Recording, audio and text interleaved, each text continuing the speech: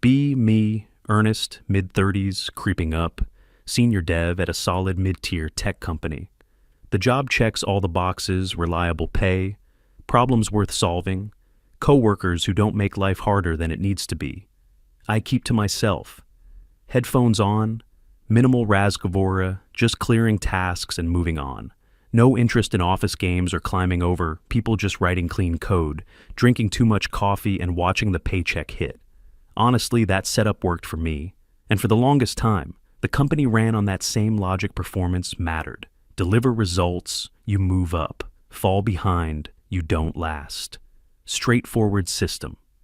Our HR department was run by a woman who was a few years from retirement. She was a nice lady, mostly just processed payroll and made sure the fire extinguishers were up to code. Nobody ever really thought about HR. It was just a background function like the electricity or the plumbing. Then she retired. The CEO sent out a company-wide email thanking her for her service and announcing they were bringing in a new director of human resources to modernize our corporate environment. A few of us in the engineering department kind of shrugged. Modernize? What, are we getting better coffee? Standing desks? None of us had any idea what was coming. A few weeks pass. The new HR director is announced. Her name is Marjorie. Her welcome email includes a professional headshot. She has that very specific, severe haircut and a smile that doesn't reach her eyes.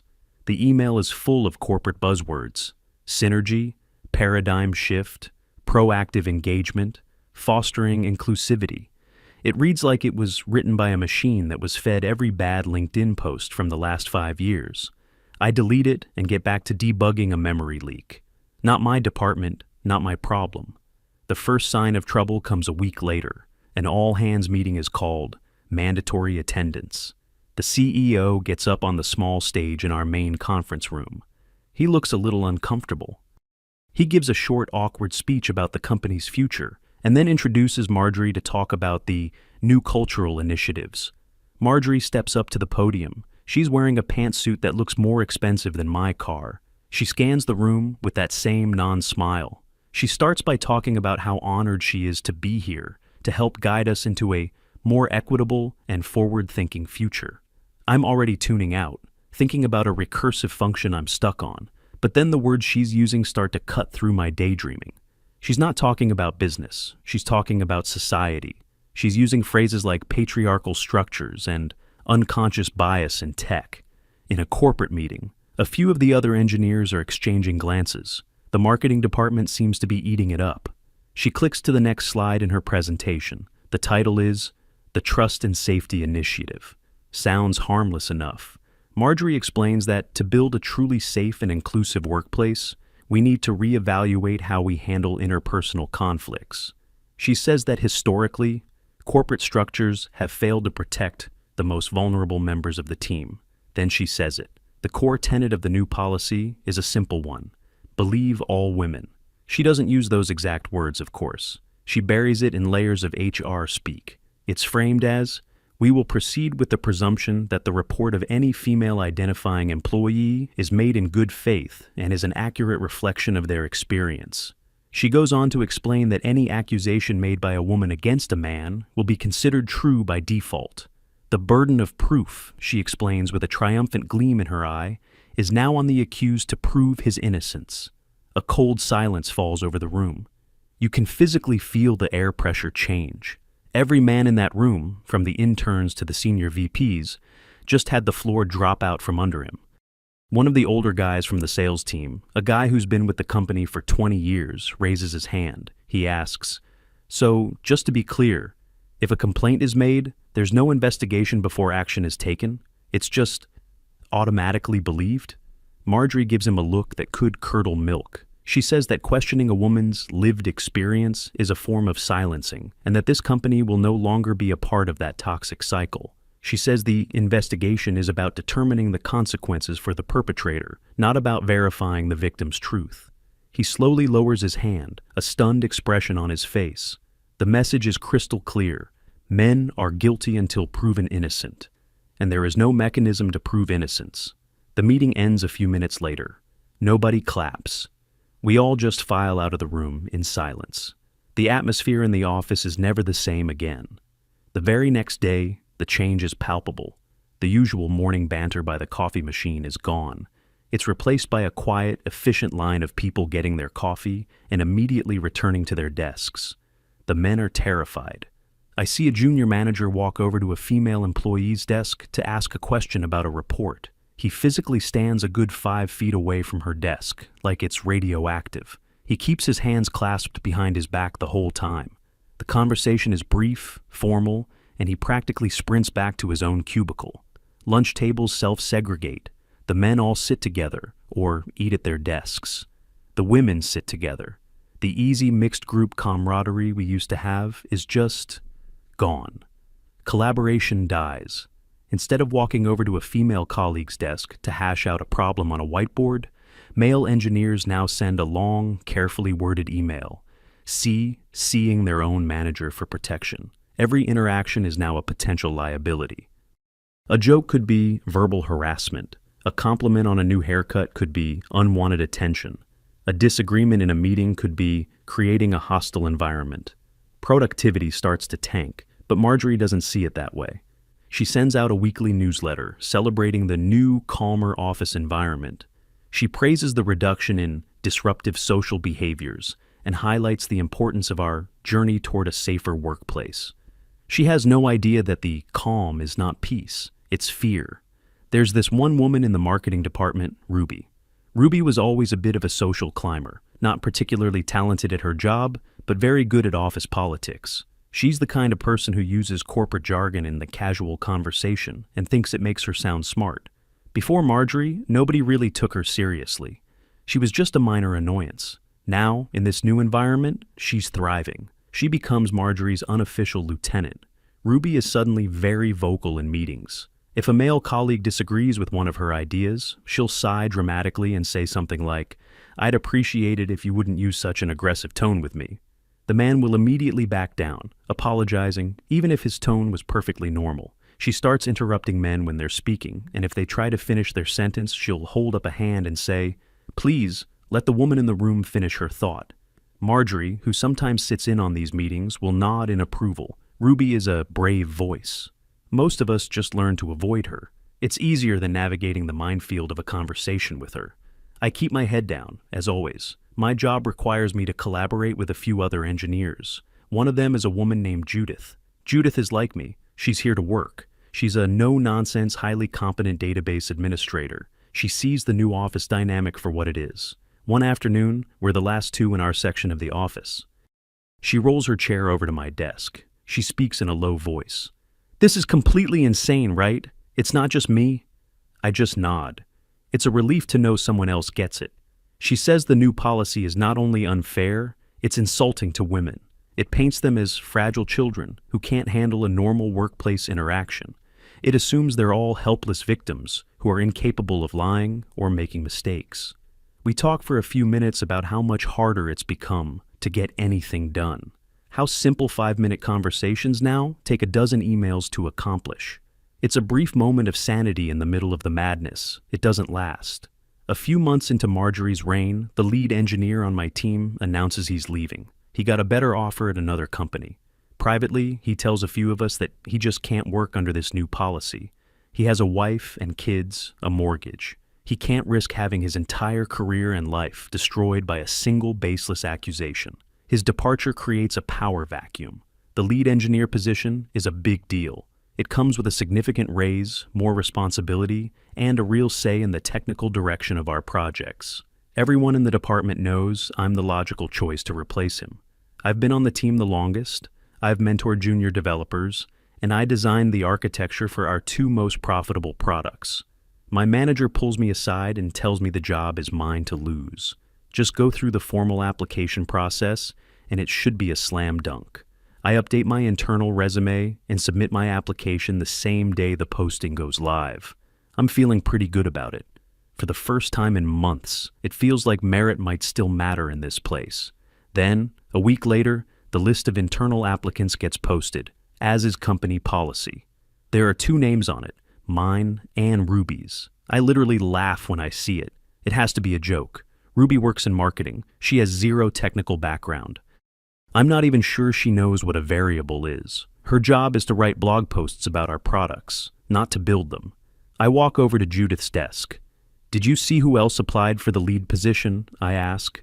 She's already looking at the list on her monitor. She just shakes her head in disbelief. "She can't be serious," Judith says. "She doesn't meet a single one of the qualifications in the job description." "Maybe she clicked the wrong button," I suggest, trying to find a rational explanation. "No," Judith says, her eyes narrowing. "She's serious.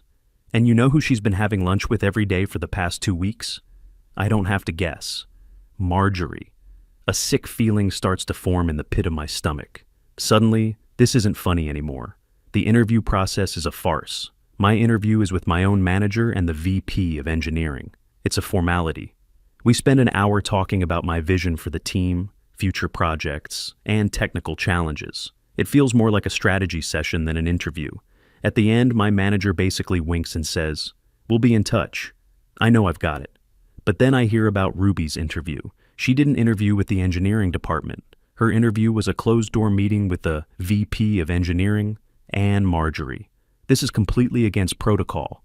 HR is supposed to be a neutral party in the hiring process, not an active participant in the interviews, for a technical role they know nothing about. The other engineers on my team are buzzing about it. Everyone knows this is wrong. The decision is supposed to be announced on a Friday. All week, the tension is thick. Ruby walks around the office with an air of smug confidence. She's already acting like she runs the department. She starts making suggestions in our team's communication channel about our workflow inefficiencies and how we need to be more agile in our creative process. It's just a stream of meaningless buzzwords she clearly picked up from a management seminar. We all just ignore her. I try to put it out of my mind and focus on my work. The system is based on merit. My qualifications speak for themselves. The VP of engineering is a reasonable guy. He wouldn't let HR bully him into making a disastrous hiring decision. He just wouldn't. Friday morning arrives. The email lands in my inbox at 10 a.m. sharp. The subject line, "Announcing our new lead engineer." My heart is pounding. This is it. The validation of years of hard work. I open the email. It's a long, glowing announcement. It talks about the company's commitment to thinking outside the box and bringing in diverse perspectives to technical roles. It praises the chosen candidate for her bold vision and passion for collaborative success. And then I see the name. The new lead engineer for my team is Ruby. I feel like I've been punched in the gut. I just stare at the screen, unable to process what I'm reading. It can't be real. This is a company that builds complex software, not a book club. You can't put someone in charge of the engineering team who doesn't know how to code. It's like making the guy who paints the planes the head of aeronautical engineering. It's not just unfair, it's suicidal for the business. I look up from my monitor. Across the office, I can see the other engineers reading the same email. Their faces are a mixture of shock, confusion, and disgust. Judith catches my eye from her desk. She just shakes her head slowly, her expression grim. Ruby is standing near the marketing department, holding her phone. She has a wide, triumphant smirk on her face. She looks over at the engineering section, directly at me, and her smirk widens. It's a look of pure, unadulterated victory. She didn't just want the job, she wanted me to lose it. My manager comes over to my desk a few minutes later. He looks ashamed. He won't make eye contact with me. He mumbles something about how the decision came from way above him and how his hands were tied. He says Marjorie made a very strong case for Ruby, arguing that promoting another man would reinforce the existing patriarchal power structure in the tech department. She argued that Ruby's emotional intelligence and fresh perspective were more valuable than my outdated technical skills. My manager tells me he fought it, but Marjorie went over his head, straight to the CEO. She convinced the CEO that this was a bold and necessary move for the company's public image. So that's it. My years of dedication, my expertise, my proven track record, all thrown out the window for the sake of appearances. I feel a rage building inside me that I haven't felt in a very long time. But I keep it together. I just nod and say, I understand. What else is there to say? The rest of the day is a blur. I can't focus on work. I just sit there, staring at my screen, the email burning in my mind. The betrayal is what hurts the most. I thought I was part of a team, working toward a common goal, But I was wrong. I was just a pawn in someone else's ideological game. As I'm packing up my bag to leave for the day, I see Judith walking towards me. She looks furious. "Don't let them get away with this, Ernest," she says quietly but intensely. "What am I supposed to do?" I reply, my voice hollow. "The decision is made." "This isn't a decision. It's a declaration of war on competence," she says. Ruby celebrated too loudly. I heard something. She tells me she was in the break room when Ruby came in with a couple of her friends from marketing. Ruby was gloating. She was laughing about how easy it was. She said, "He never stood a chance. Marjorie had my back from the start." Then she said the part that made my blood run cold. One of her friends asked if she was worried about not knowing anything about the job. Ruby just laughed and said, "I'll just make Ernest do all the real work. If he refuses, I'll just tell Marjorie he's creating a hostile environment for me. What's he going to do? Who are they going to believe?" I go home that Friday, feeling like I'm in a daze. The weekend is a write-off. I just sit in my apartment, replaying what Judith told me over and over again in my head. She's going to make me do her work, and if I refuse, she'll ruin my life. It's a perfect trap. There's no way out. If I go to HR, I'm a man complaining about a woman. Marjorie will see it as me trying to preemptively silence Ruby. If I do her work for her, I become her subordinate. I'll be doing my job and the lead engineer's job, while she takes the credit and the salary. If I refuse, she pulls the trigger. My first instinct is to just quit, just walk away from the whole mess. But I've been with this company for almost 8 years. I have vested stock options, I have a good salary. Finding a new job at this level isn't something you do overnight. And more than that, it feels wrong to be forced out by someone like Ruby. Why should I be the one to lose everything because she's a manipulative snake? By Sunday night, I have a plan, or at least the beginnings of one. I'm not going to quit, and I'm not going to be her workhorse. I'm going to be meticulously, painfully professional. I will do my job, and only my job. I will be polite, formal, and distant. And I will document everything, every conversation, every email, every meeting request. I buy a new notebook and start a log, date, time, interaction, and a summary of what was said. It feels a little paranoid, but I know what's coming. I need to be ready. Monday morning is a nightmare. Ruby calls a team kickoff meeting at 9 a.m. We all file into the conference room. She's standing at the front by the whiteboard, holding a marker. She spends the first 20 minutes talking about her vision for the team. It's an incoherent word salad of marketing buzzwords. We need to leverage our core competencies to create a more dynamic synergy. Let's blue sky some disruptive innovations. She's not saying anything. It's just noise. Then she tries to talk about our current project. It's immediately obvious she hasn't read a single line of the project documentation. She keeps getting technical terms wrong. She calls a database a data cloud and refers to the backend API as the magic box. The junior developers are looking at each other, trying not to laugh. The senior guys just have dead eyes. I just sit there, silent, taking notes. After her monologue, she turns to the team. "So, what are the current action items and deliverables?" The room is silent. That's her job. As the lead, she's supposed to know that. She's supposed to set the action items. Finally, one of the other senior guys speaks up and gives her a brief, simple overview of our current sprint. She nods like she understands, but her eyes are blank. The meeting ends after an hour. We accomplished nothing. We actually went backwards because now we're all confused about her expectations. This becomes the new normal.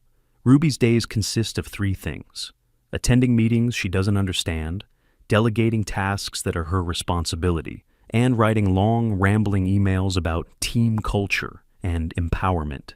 She is a black hole of productivity. She starts trying to get me to do her work almost immediately. It starts small. She'll send me a message. "Ernest, can you quickly whip up a summary of our Q3 technical debt for me? I'm swamped," I reply politely. "Hi, Ruby. I'm currently focused on ticket number 742, which is a high-priority bug fix. The data you're looking for can be generated using the standard Jira reporting tool. Let me know if you need the link to the documentation." I log the exchange in my notebook. She doesn't reply, but a few minutes later, I see her ask one of the junior developers the same question. He, eager to please the new boss, spends the next 2 hours doing it for her. She gets more brazen. A week later, she has to give a presentation to the VP of engineering about our project timeline. This is a huge part of the lead's job. The day before the presentation, she walks over to my desk. "Ernest, I need you to build out the slide deck for tomorrow's meeting," she says, not even phrasing it as a question. "I'm not familiar with the presentation requirements," I say calmly, not looking up from my code. "That's something the lead usually handles." "I'm the lead, and I'm telling you to do it," she says, her voice taking on a sharper edge. "My current workload is at capacity with the tasks assigned to me," I reply, my eyes still on my screen. "I won't be able to get to it." I can feel her staring at the back of my head. The whole department is quiet, listening. After a long, tense moment, she huffs and walks away. The next day, she gives the presentation. It's a disaster. The slides are a mess, and she can't answer any of the VP's technical questions. He looks visibly annoyed. I feel a small sense of satisfaction. Maybe this will all blow over. Maybe they'll see how incompetent she is and fix their mistake. I am, of course, completely wrong. Her public failure doesn't chasten her. It infuriates her. She now sees me as the one who embarrassed her. I am the problem. The trap is about to be sprung. It happens a few days later. It's late in the afternoon. I get an email. It's from Marjorie. The subject is meeting to discuss a workplace matter. It requests my presence in her office in 15 minutes. My blood runs cold. This is it. I take a deep breath. I grab my notebook. I log out of my computer and walk towards the HR office. My heart is hammering against my ribs. The HR office is on a different floor, in a quiet corner of the building. It always feels like walking to the principal's office. Marjorie's door is closed. I knock. Her voice tells me to come in. I open the door, and the scene is exactly what I expected. Marjorie is sitting behind her large, sterile desk. She has a grim, official expression on her face. Sitting in one of the chairs in front of her desk is Ruby. Her face is red and blotchy, and she's dabbing at her eyes with a tissue. She's putting on the performance of a lifetime. She looks at me as I walk in, then quickly looks away, as if she can't bear to see me. "Close the door, Ernest," Marjorie says. Her tone is icy. I close the door behind me. There's an empty chair next to Ruby. I don't take it. I remain standing. "Ruby has come to me with some very serious allegations about your behavior," Marjorie begins, folding her hands on the desk. She doesn't look at me. She's looking at a file in front of her, my employee file. "She has reported a pattern of intimidating and hostile actions on your part, creating an environment where she feels unsafe and unable to do her job." I wait for her to continue, to give me specifics. She doesn't. I look at Ruby. She's refusing to make eye contact, just staring at the tissue in her hands. "I don't understand," I say, my voice steady. "Can you provide a specific example of this behavior?" Marjorie finally looks up at me. Her eyes are full of contempt. "We are not going to put the victim on trial here, Ernest," she says, reciting the line I knew was coming. "Ruby has described a consistent pattern of aggression. Your dismissive tone, your refusal to collaborate, your use of condescending language. It's all part of a campaign to undermine her authority because you can't handle a woman in a position of power. So that's the narrative. I'm not a disgruntled employee who was unfairly passed over for a promotion. I'm a misogynist who can't take orders from a woman. It's cleaner that way, simpler. My mind is racing. This is a he said, she said situation, and they've already decided who he and she are. That's not true, I say. All of my interactions with Ruby have been professional. I have a log of our communications. I hold up my notebook. Marjorie scoffs, a literal audible scoff. "You keeping a log on your female manager is, frankly, classic intimidating behavior," she says. "It's what perpetrators do to build a false narrative. I am in a completely circular logic trap. Any evidence I have of my innocence is reframed as evidence of my guilt." Ruby, seeing that Marjorie has everything under control, lets out a small, theatrical sob. "He just makes me feel so stupid all the time," she whimpers. "He uses all these technical words I don't know, and I know he's just doing it to make me feel small." This is the most absurd thing I've ever heard. I'm an engineer. I use technical words because that's the language of my job. "Ruby," I say, trying to keep my voice calm. "My job is technical. I have to use technical language to describe the work we do." "You see," Ruby says, looking at Marjorie with wide, tear-filled eyes. "He's doing it again." Marjorie holds up a hand to silence me. That's enough, Ernest. I've heard all I need to hear. She picks up the phone on her desk. Yes, security? I need an escort for an employee from my office to their desk, and then out of the building. Thank you. She hangs up the phone. The finality of it hits me like a physical blow. Effective immediately, you are suspended from your duties pending the completion of our investigation, she says, reading from a script now. During your suspension, you are not to have any contact with any employees of this company. You are not to access any company property or systems. A decision regarding your future employment will be made in due course. It's all just corporate speak for, you're fired, but we're going to drag it out to make it look like we did our jobs. There's a knock at the door. It's a security guard, a big guy I've seen at the front desk. He looks as uncomfortable as I feel. Marjorie gestures to the door. Please collect your personal items, and then security will escort you out. Ruby stays seated, watching me. The fake tears are gone. Her eyes are cold and hard. She won. I don't say another word. There's no point. I turn and walk out of the office, the guard following a few steps behind me. The walk back to my desk is the longest walk of my life. It's a big, open-plan office. Everyone can see me. Everyone can see the security guard trailing me. Heads pop up over cubicle walls.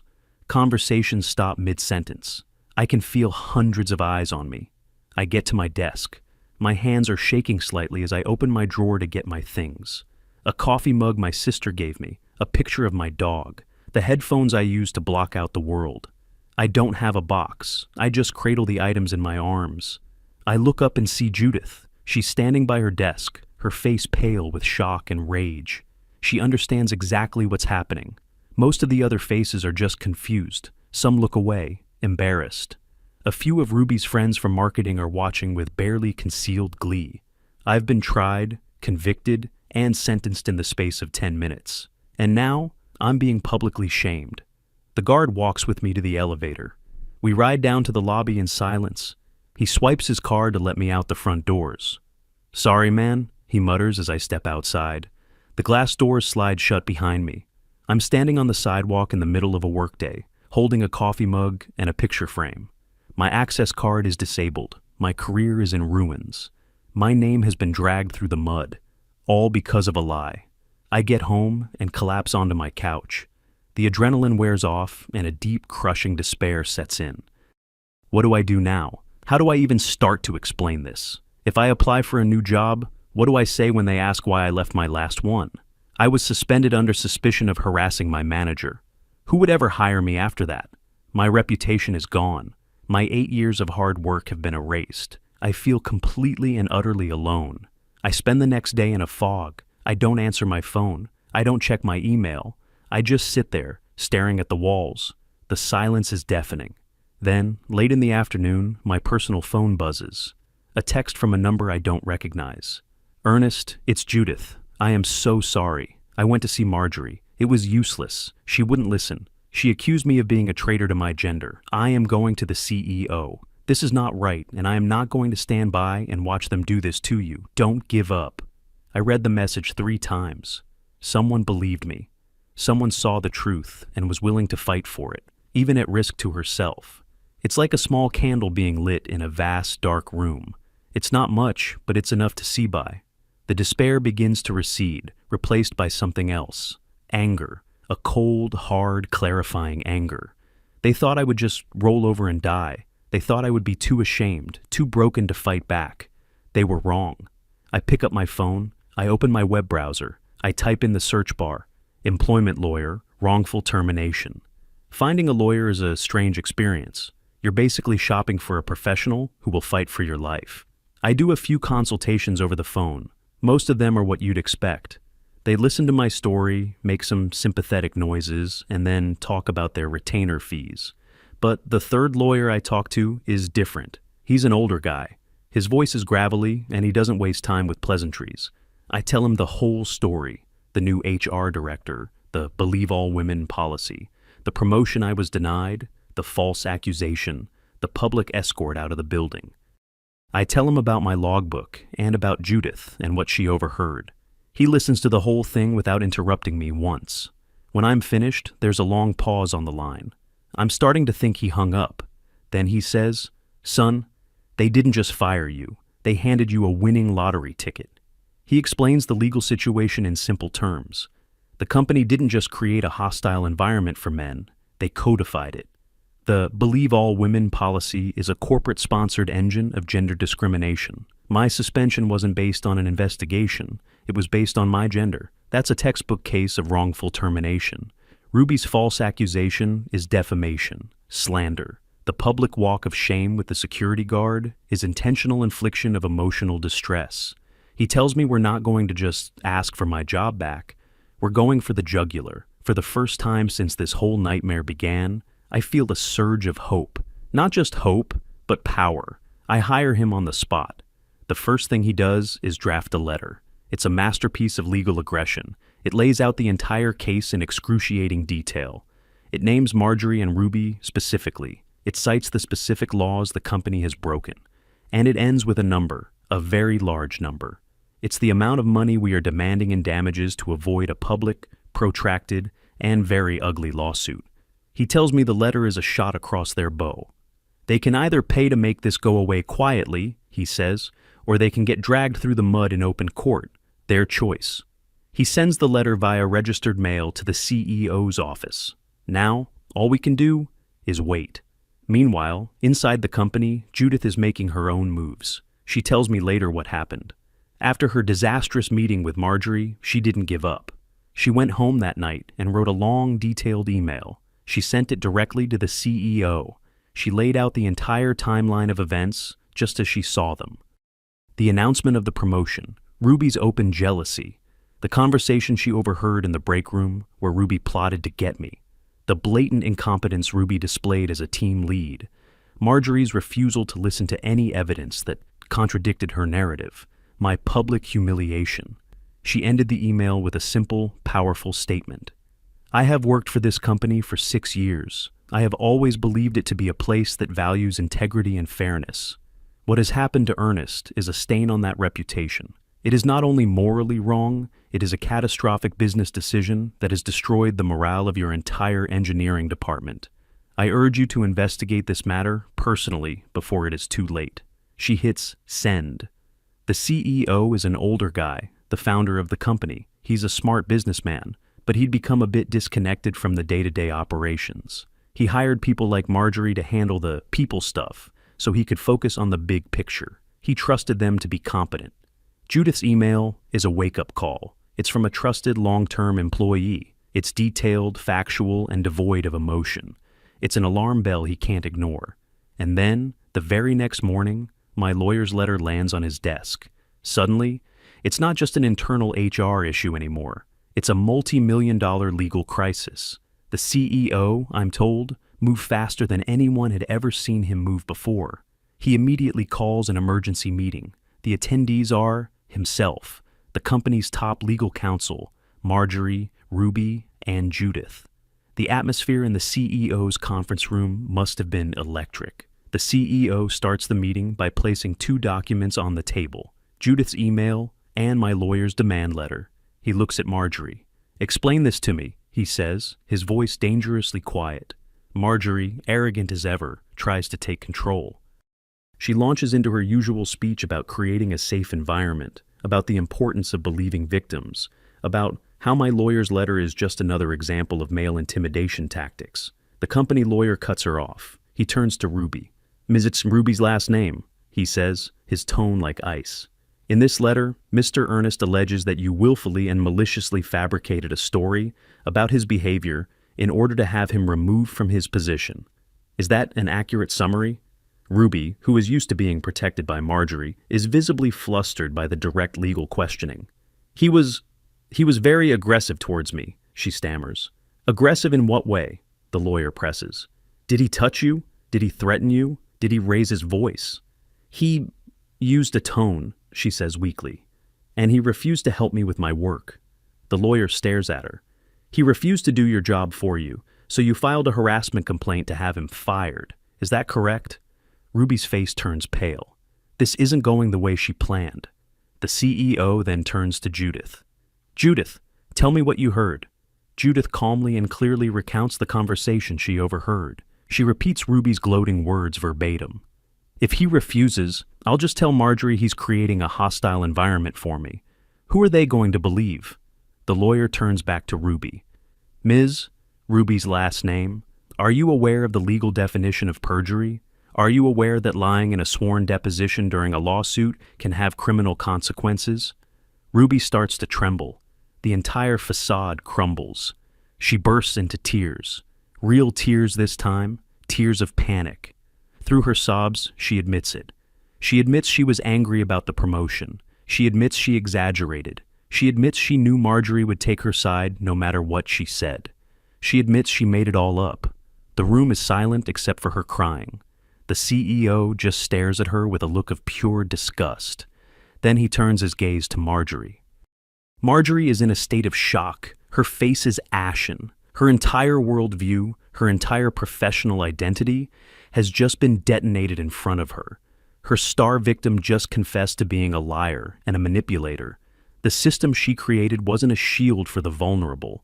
It was a weapon for the malicious. The CEO doesn't even raise his voice. Marjorie, he says, pack your desk. You have 1 hour. A security guard will be with you. He looks at the head of security, who was standing by the door. Please escort Ms. Ruby's last name out of the building. Her employment is terminated, effective immediately. Make sure she understands that the company is reserving all rights to pursue its own legal action against her for the damages she has caused. Ruby is led out of the room, sobbing hysterically. Marjorie just sits there, stunned into silence. Her career is over. She's not just fired, she's a pariah. No company will ever hire an HR director who created a policy that led to a multi-million-dollar lawsuit. The resolution for me comes quickly after that. The company's lawyers call my lawyer. They don't even try to negotiate. They agree to the full amount in the demand letter. It's a life-changing sum of money, enough to never have to worry about a paycheck again. They also draft a formal letter of apology, signed by the CEO himself. In the letter, they offer me my job back, with the promotion to lead engineer, plus a raise. My lawyer advises me to take the money and the apology, but to politely decline the job offer. You can never trust them again, son, he says. They didn't do this because it was the right thing to do. They did this because it was the cheapest option. He's right. I accept the settlement. The money is wired to my account. The official story for my departure is a voluntary resignation with a generous severance package. My record is clean. The final act of this whole drama plays out over the next few weeks. The CEO sends a company-wide memo. It announces that Marjorie is no longer with the company. It announces the immediate and permanent rescission of the Trust and Safety Initiative. The memo states that all future workplace complaints will be subject to a thorough, impartial, and evidence-based investigation, with a presumption of innocence for all parties involved until the facts are established. The reign of terror is over. Judith tells me the atmosphere in the office changed overnight. It was like a spell had been broken. People started talking to each other again. The fear was gone, but the damage was done. The company got a reputation. The story, without naming names, leaked onto tech industry message boards. Top talent stopped applying. Several of our best male engineers, the ones who had been quietly looking for new jobs ever since the policy was announced, resigned in the following months. The company survived, but it was wounded. It lost money, talent, and respect. All because one person was allowed to push their toxic ideology onto an entire organization. As for me, I take a few months off. I decompress. I spend time with my dog. The anger fades, and what's left is a kind of weary wisdom. I learned a hard lesson about the modern workplace. It's not always a meritocracy. Sometimes it's a battlefield of ideas, and if you're not prepared, you can become a casualty. I eventually get a new job at a smaller, saner company. The interview process is focused entirely on my technical skills. Nobody asks me about my feelings or my lived experience. It's refreshing. I still talk to Judith. We grab lunch every now and then. She's the real hero of the story. She had nothing to gain and everything to lose by standing up for me, but she did it anyway because it was the right thing to do. It reminds me that there are still good, principled people out there. Sometimes, late at night, I think about Marjorie and Ruby. I don't feel anger towards them anymore. I just feel a kind of pity. They were so consumed by their ideology of grievance and victimhood that they became the very monsters they claimed to be fighting. They saw toxic masculinity in a quiet man who just wanted to do his job. They saw oppression and competence. In the end, their system didn't empower women. It empowered one toxic woman to destroy an innocent man's career for her own selfish gain. And in doing so, she brought the whole rotten structure crashing down on top of everyone.